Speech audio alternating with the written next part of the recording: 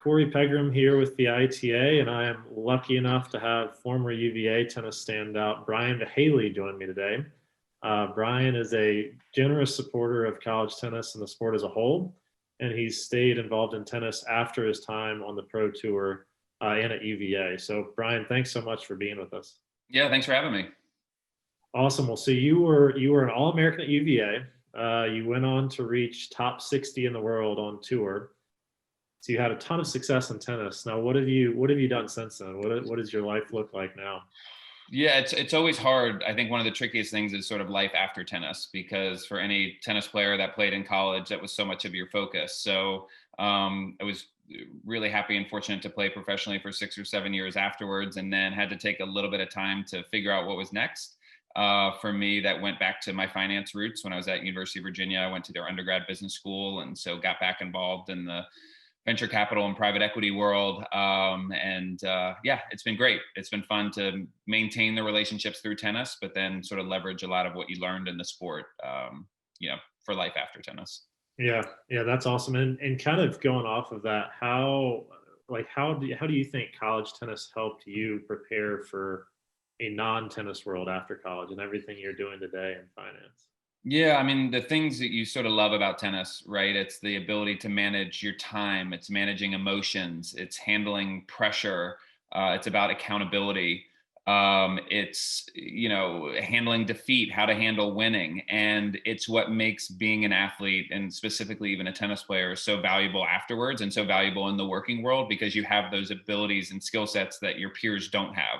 So while you've seen them maybe have more time to be successful in the academic world, you sort of have these intangibles that make it really valuable. And so I loved college tennis, not only for the experience and the time that I had with my friends and people that I still talk to, but those skills that you're building that you don't even know you're building, really translated really well for life after the sport. Yeah, those are all really, really good points. Do you have, because you mentioned the transition too earlier from going from playing a sport your whole life and then trying to do something different after that. I mean, do you have any pieces of advice for current seniors or even recent graduates that are trying to do the same thing right now? Yeah, I think it's just talking to people who have done it before. I really spoke to a lot of different players. I didn't know who I wanted to be outside of tennis. I knew how to wake up and train and to compete, and I didn't know what life should look like. So I needed to learn from other people. How did they let go of their rackets and sort of move on? Types of what were they doing with their career? What did they like about it? What did they not like about it? What are some areas that you can sort of leverage those tennis skills that you've got, and find your next passion outside of the sport. And that's not to say you're letting the sport go. I certainly still play and I'm involved, but I wanted to know how I could translate those skills that I had built into different types of careers. And so for me, building relationships with people who are 1, 2, 5, 10 years out, was really critical. And that's why, to me, having sort of a group of people who have been through it that you can reach out to and connect to about it is really valuable. Yeah, that's really, really good advice. You mentioned not letting go either. Do you have a favorite college tennis memory that you could share? Yeah, I mean, listen, what makes college tennis so great are the guys you play with. I mean, I have great relationships with the people from the team. I was texting yesterday with a guy from our team. You can't overestimate how valuable that experience and going through those experiences with other players are, and it's moments that you experience on the road, in the van, competing against with and for each other, and feeling that support. At times tennis feels like an individual sport, so to really build that teamwork, and that sense of team is really valuable. And so I certainly think back to times when you're the last player on the court fighting for your team. For me specifically, it was at the NCAAs. Competing against a guy you thought you weren't expected to beat, you turn around, you beat him, you win for the entire team, and sort of celebrating as a team, as a culmination of the hard work everybody's put in. You can't replicate those moments. And I'd say that's probably the hardest part about leaving the sport and leaving college tennis is the adrenaline and excitement, and the camaraderie is so hard to replicate in the real world. But it's why inevitably I look back at those memories so fondly.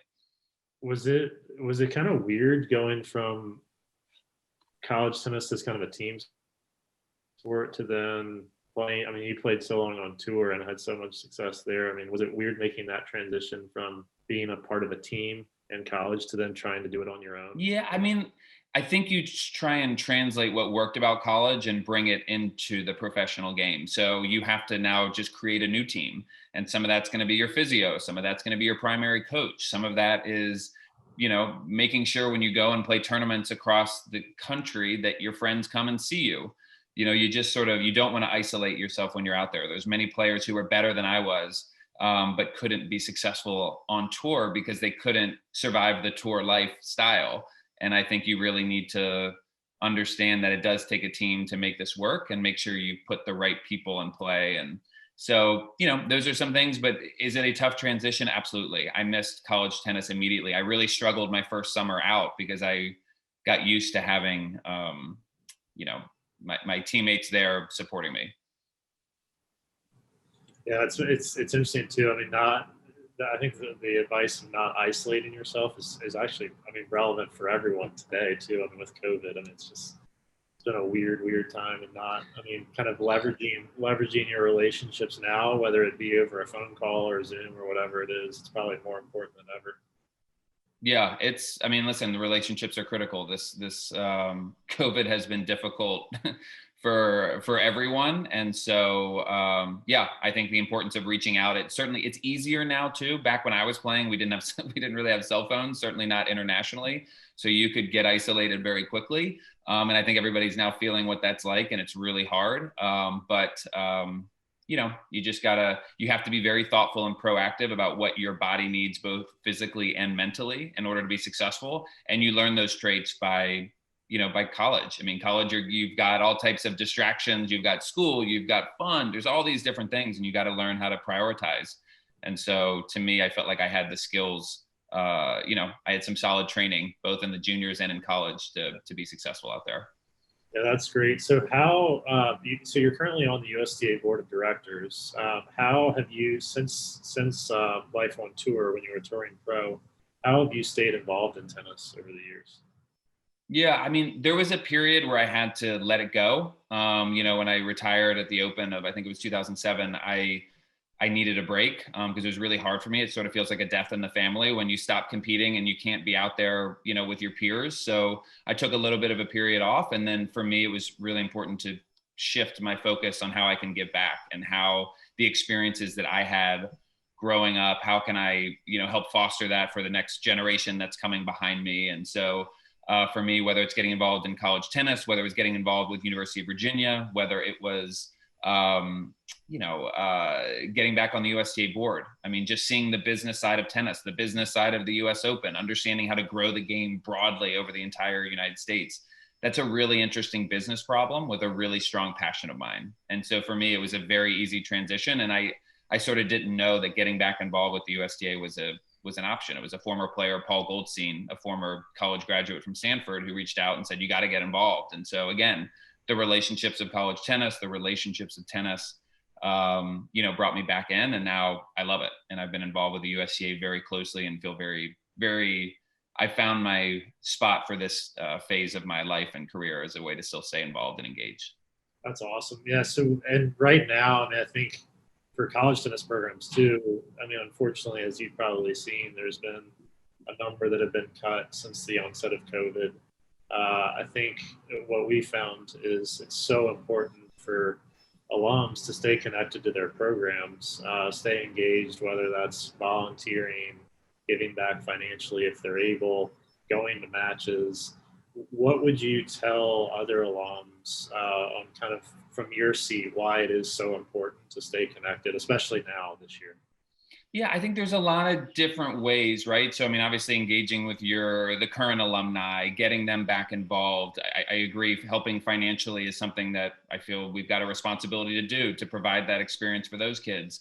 I think, how can we help them as they do transition from life, on tour? It's things all that, conversations I have with the coach that at University of Virginia there now, right? I want to be as helpful as I can to those players. And that's that's fostering and creating a good, network. But this pandemic has hit a lot of businesses and industries and sports really hard. And for these non-revenue generating sports, or a lot of them in the NCAAs, are taking hits. And I think it's incumbent upon the alumni who drew so much from the experience to make sure that we not only get through this period, but we inevitably see this continue to grow, because I do think college tennis is one of the most valuable assets we have. Not only to inspire junior players or players, who are thinking about picking up the sport. I think it's valuable there, but I then think about it just the tool of what it does for players who get the opportunity to play. So it's not only the experience itself, but I think it's just such a inspirational and valuable experience for juniors, as something to look forward to and get excited about. One of my earlier days was going to the University of Georgia to watch the NCAAs when I was 8 or 9 years old. And I just remember thinking, forget pro tennis. I want to know what it's like to compete on this team in front of this type of crowd. And it was what drove me for many years. And so I never want, I want to see those types of matches and experiences happening across the country to continue to inspire the next, 8, 9, or 10-year-old who's there with their family and, want to get involved in the game.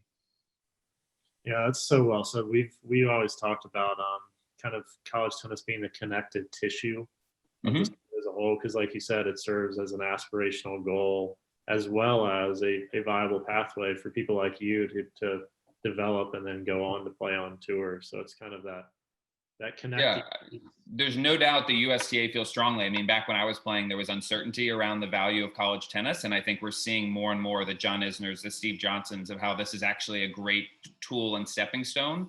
Because I saw back when I was playing, a lot of 17, 18-year-old guys would bypass college. They wouldn't make it. And then they lost that opportunity and foundation, when the truth is the talent was there. They just weren't ready to make that step, and they needed some more time for both physical and mental maturity, and college provides that. And so it provided it for me, and it allowed, when I stepped on tour, to be really successful, where a lot of my peers who I grew up with, didn't make it. And it primarily was because they tried to play at a high level just too soon before they were ready.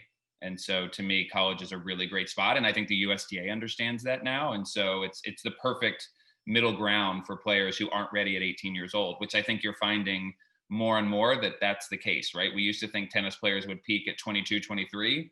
We're now learning it's in their 30s oftentimes. So I think college is a great avenue there.